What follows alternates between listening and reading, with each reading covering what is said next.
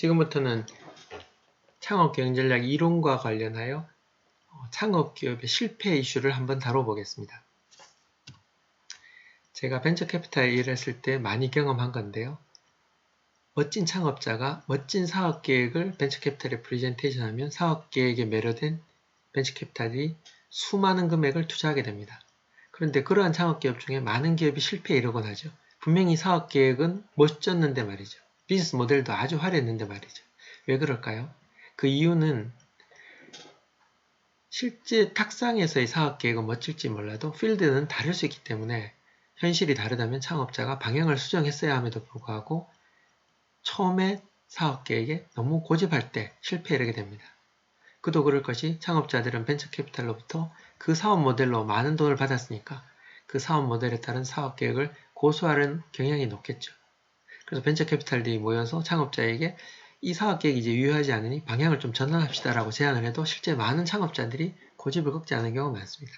그러한 경우에는 제 기억에 성공한 창업기업이 없었던 것 같습니다.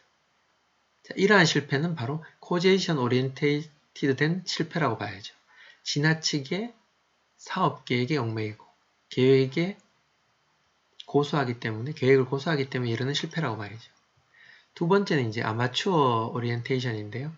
우리가 아마추어로 탁구나 배드민턴을 치면 어떨까요? 재밌지 않습니까? 잘 못해도 그만이니까요.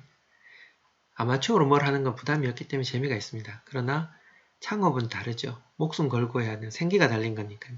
근데 많은 경우에 특히 2000년 초에 많은 경우에 준비되지 않은 창업자들이 사업계획을 제대로 검토하지도 않고 지나치게 엄격한 사업계획은 나쁘다고 했지만 사업계획을 제대로 검토하지도 않고 준비 없이 창업한 경우가 많았던 것 같습니다.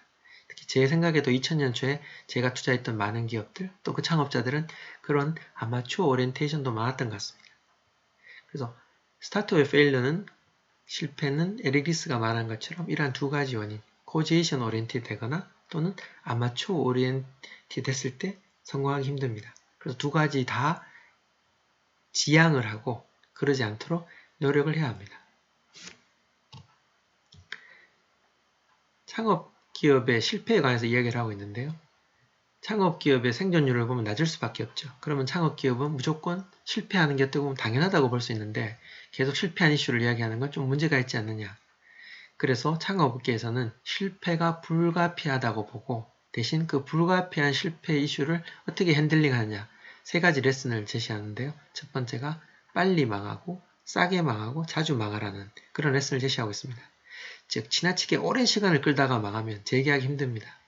또 너무 많은 자금이 투자했을 때 실패하면 또 재기하기 힘듭니다. 또 자주 망해야 재기 확률도 높아집니다. 그래서 세 가지 레슨을 말합니다.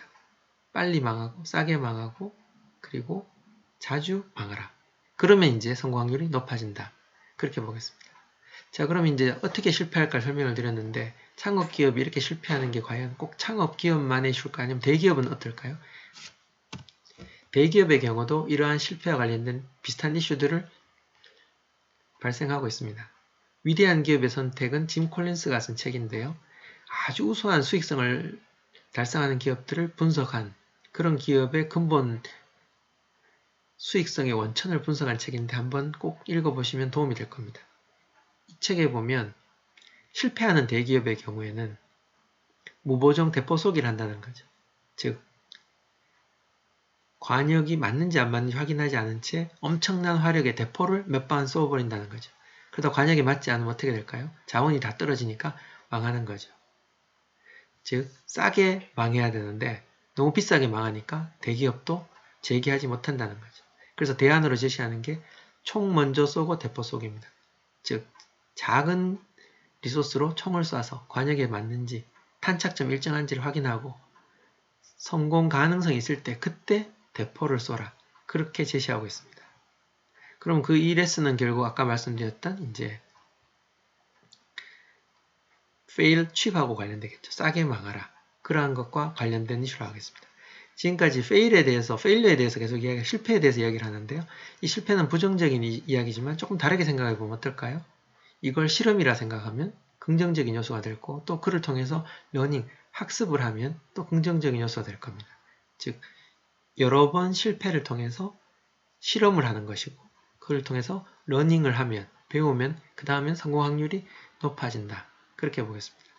그래서 창업업계에서 그 실패는 좀 다르게 해석할 필요가 있다. 그렇게 보겠습니다. 지금까지 이제 창업 경영 이론의 여러 가지 이슈들을 실패와 관련된 설명을 드렸는데요. 이와 관련하여 이제 창업자 자질 중에 하나를 설명을 드리겠습니다. 너무나 코제이션에 이제 집착하지 않고 또 대포를 여러 번 쏴서 한 번에 리소스를 다 소진하지 않으려면 창업자가 유연성을 갖고 있어야 합니다. 몇 번 말씀드린 것 같은데요. 제가 만난 창업자 중에 성공하는 사람 특징 중에 하나는 제가 볼 때는 분명히 유연성이 있는 겁니다.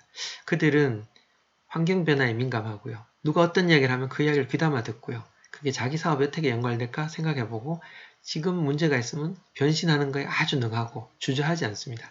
그래서 이 유연성이 되게 중요한 자질 중에 하나인데요. 그와 관련해서 경영에서는 이제 이멀전트 스트래티지와 에자일 스트래티지 두 가지 개념을 소개해드리고자 합니다. 이멀전트 스트래티지는 창발적 전략이라고 옮기는데요. 즉 이건 계획된 전략이 아니고 상황에 따라 그때그때 맞추어서 하는 임기응변의 전략을 말합니다. 즉 창업자는 그러한 유연성을 가지고 창발적 전략을 수립할 수 있어야 한다. 그렇게 보고요. 에자일 스트래티지는 우리말로 민첩한 전략이라 할까요? 즉 이것도 비슷하게 너무 기존에 고수하지 말고 환경 변화에 따라 민첩하게 변화하자. 그러한 전략이 되겠습니다. 그래서 다시 한번 말씀드리지만 제가 볼 때 성공한 창업자가 되려면 앞서 말씀드린 그런 이슈들을 피해야 하고 또 지금 말씀드린 유연성을 가져야 한다. 그렇게 정리해 볼 수 있겠습니다.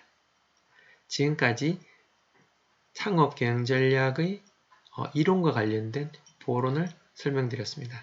감사합니다.